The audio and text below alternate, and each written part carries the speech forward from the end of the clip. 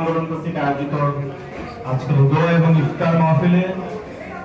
প্রধান অতিথি হিসেবে উপস্থিত আছেন জননেতা ভটিয়ার জয়াস, বিশেষ অতিথি হিসেবে উপস্থিত আছেন মমিনুল আমিন এবং সভাপতিত্ব করছেন আমাদের সকলের প্রিয় ছাত্র নেতা মাসুদ রানা জুয়েল এবং বিভিন্ন রাজনৈতিক ছাত্র সংগঠন সহ এই যে গণতান্ত্রিক জাতীয়তাবাদী গণতান্ত্রিক ছাত্র আন্দোলনের সকল নেতৃবৃন্দকে বাংলাদেশ জাতীয় ছাত্র সমাজ এবং ব্যারিস্টার আমদানিকুর রহমান পার্থ ভাইয়ের পক্ষ থেকে আন্তরিক শুভেচ্ছা এবং অভিনন্দন জানাচ্ছি। আমরা সকলে আমাদের মধ্যে রাজনৈতিক ছাত্র সংগঠনগুলোর মধ্যে প্রিন্সিপালগত পার্থক্য থাকবে, রাজনৈতিক মত পার্থক্য থাকবে, আদর্শগত পার্থক্য থাকতে পারে, কিন্তু সার্বভৌমত্বের প্রশ্নে আমরা সবসময় এক এবং ঐক্যবদ্ধ থাকতে চাই এবং বিগত দিনে যেমন দেশের ক্রান্তি লক্ষ্যে আমরা সকলে ঐক্যবদ্ধ হয়ে রাজপথে লড়াই সংগ্রাম করেছি, ভবিষ্যতেও